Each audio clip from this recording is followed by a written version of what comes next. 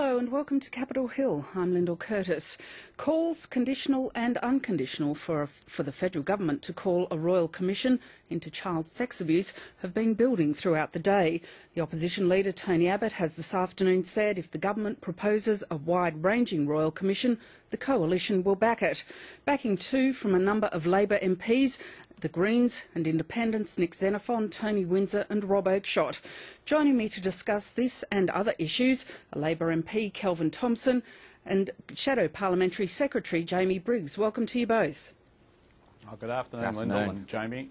First, to those growing calls from a Royal Commission from MPs and others. This should be above politics. Whether it's money, whether it's other interests that are being protected, if politicians aren't getting behind this and saying, listen, it's about time we actually started to have a decent look at this. This isn't something that's just crept out of the ground yesterday. This has been simmering now for over a decade. The New South Wales Government inquiry, the Victorian Parliamentary inquiry and other inquiries that have been held over the years simply don't have the power of a National Royal Commission to deal with these issues. The fact is, we know that there are some pedophile priests who've been shifted from parish to parish and in some cases from state to state. I think if it had been any other organisation in the country other than the Catholic Church, there'd have been a Royal Commission a long time ago. They are extremely powerful, extremely politically influential, but we should put that aside and we should say we must protect children. Kelvin, should there be a Royal Commission, and if there is to be one, how wide-ranging should it be? I think, Lyndall, that sooner or later there should be a Royal Commission. Clearly there are issues about the current status of police investigations and whether a Royal Commission might cut across any impending prosecutions that need to be resolved, and also questions about how a Commonwealth Royal Commission might interact with state inquiries and whether there are ways of sharing resources and information. But at the end of the day, I do think that a Royal Commission is warranted. Jamie, do you think there should be a Royal Commission? Well, look, I haven't seen the full range of evidence which has been discussed in New South Wales and Victoria. Obviously, there's been, in recent years in South Australia, an inquiry called the Mulligan Inquiry, which dealt with some of these issues. I think if the body of evidence is substantial enough, and as Kelvin rightly says, if they work in conjunction with the state inquiries and state prosecutional powers, because ultimately a lot of these criminal matters will rest with state prosecutors to pursue. If there are indeed criminal matters to be pursued, then that's probably an appropriate course of action. I tend to agree, obviously, with what Tony Abbott has said, and that it shouldn't just be focused on one institution. Quite obviously, there's been a range of allegations made across institutions for a very long time. And if that's the case, if the government of the day decides to spend what is always a substantial amount of money, and it is worthy money, it should be done in the broadest possible terms to ensure that we get the system right in the future, because no one wants to see children put in danger. Kelvin, the calls have been growing, as I said, throughout the day for a Royal Commission to proceed. Some of those calls have been conditional. Do you think that the government, the cabinet, the Prime Minister should take a little bit of time, talk to the state authorities, particularly the police forces, to make sure if it is constructed that the timing's right and the basis on which it's held is right? Yes, Lyndall, this is a very complicated area, and the Commonwealth needs to be sure that it interacts properly with the work of the various police forces and state inquiries and investigations that are underway. But in making my view known that I believe that a Royal Commission is warranted, I have been strongly influenced by some of the evidence which has been presented, in particular to the Victorian Parliamentary Inquiry, where the Victorian Police Force indicated that the Catholic Church had found some 620 cases of child sex abuse to be substantiated, but had not referred a single one of those cases to Victoria Police. Now, I found that extraordinary. I would have thought that on the face of it, all of those cases should have been referred to Victoria Police.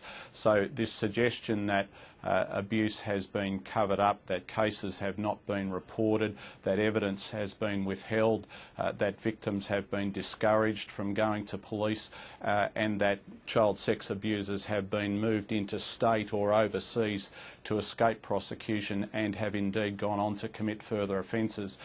All of these things are deeply troubling to me, as I know they are to so many Australians, and I do think that further action is warranted. Jamie, are there any potential dangers in having a Royal Commission rather than some other sort of forum? Because when the DLA Piper review into claims of abuse in the military discussed it, it did look at whether a Royal Commission might be too formal or legalistic a process. Is that something that needs to be taken account of? Well, I think it's at the end of the day, a decision on a Royal Commission really gets to the purpose of what you're trying to achieve. Now, as Kelvin just said, I mean, there's nothing what Kelvin said I could disagree with. If there are examples where an institution has not properly reported allegations such as this, then there should be a thorough investigation. Now, if it's a Royal Commission which has the powers to do that more broadly, then it should be a Royal Commission if that is the most able body to do that. Because ultimately what this is about is ensuring that these institutions which do a lot of good in our community, we've got to remember, across our community, where there are problems, where there are cultural problems, and when they've made these mistakes in the past, there should be proper investigation and there should be proper outcomes so they don't happen in the future. And there has been, in my lifetime, I can recall in a decade or so ago in Victoria, there were several prosecutions of Catholic priests. In country Victoria, in fact, my family was involved in one of these cases, and so there has been attempts in the past to resolve this. It is disappointing to see these allegations continue, because I would have hoped after those episodes in the past that institutions would learn from their mistakes. If indeed they haven't, there should be a broad and wide-ranging inquiry to ensure that they don't happen in the future. We might move on now to something that's a little more politics as usual. There is no election campaign, but already there's a debate about policy costings.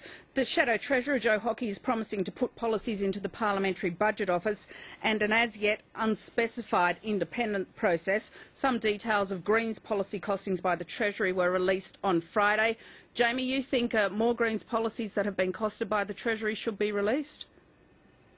Well, I've been chasing this for nearly 12 months now, following Senator Scott Ryan asking this in estimates last year. You'll remember, Lyndall, that the Greens costings were part of the deal, the coalition deal for Labor and the Greens after the last election. In fact, on Friday, Treasury didn't release anything new at all.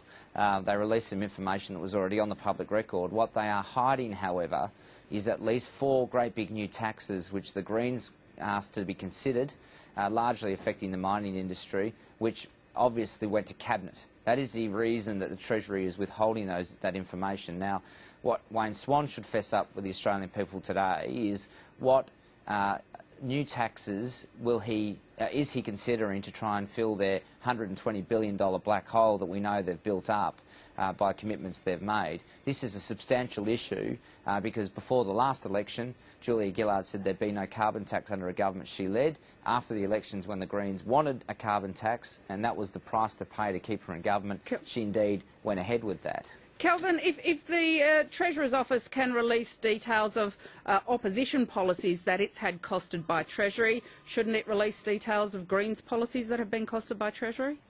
Well, Lyndall, Jamie Briggs is displaying admirable energy and enthusiasm in seeking Greens policy costings. What he's not showing is the same degree of energy and enthusiasm for producing opposition policy costings, and the reason for that is that the opposition is trying to sneak into government without flagging any of its intentions in advance. And we've seen this over and over again with the Eastern Seaboard states, the change of government, where after Campbell Newman was elected, he unveiled cuts to thousands of public service jobs which hadn't been revealed previously. Ted Baillieu in Victoria cutting TAFE courses not announced prior to the election.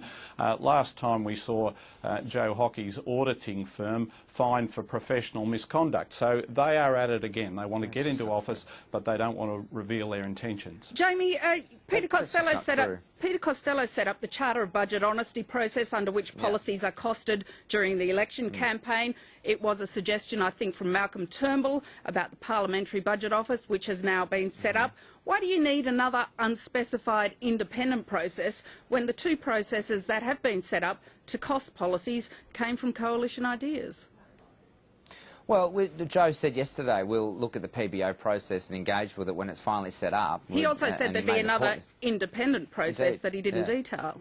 Yeah. Well, we asked that. We're already part of that process. I'm a member of the Coalition's Expenditure Review Committee, and we're looking hard for budget savings. We're looking hard at our policies to ensure that they are fiscally responsible, and we'll continue to do that. But we are suspicious of a government that is willing to trash any institution on the way through to desperately try and cling to power. I mean, Kelvin talked about not telling the truth about election policies before an election. Well, I'm sure he's ashamed of a Prime Minister who said there'd be no carbon tax under a government I lead. The point I make to you about Labor's costings is we know that there are 4 big taxes that have gone to Cabinet that the Greens asked for to be considered, that Labor's thinking about putting in place.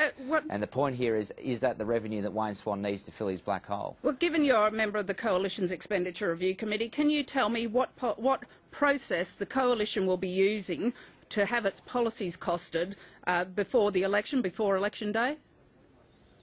Well, Joe Hockey is far better at explaining those processes, and he's far more responsible at explaining those processes, Lyndall. He's far higher on the coalition food chain than what I am, and I won't seek to outdo my senior coalition friend. Kelvin... Well, he's too modest, Lyndall. The point is that the coalition is looking at expenditure savings, and they should come clean with the Australian public about what their intentions are. This year we had a budget reply from Tony Abbott which gave the Australian people absolutely nothing about the coalition's intentions for budget savings. They are treating the voters as mugs.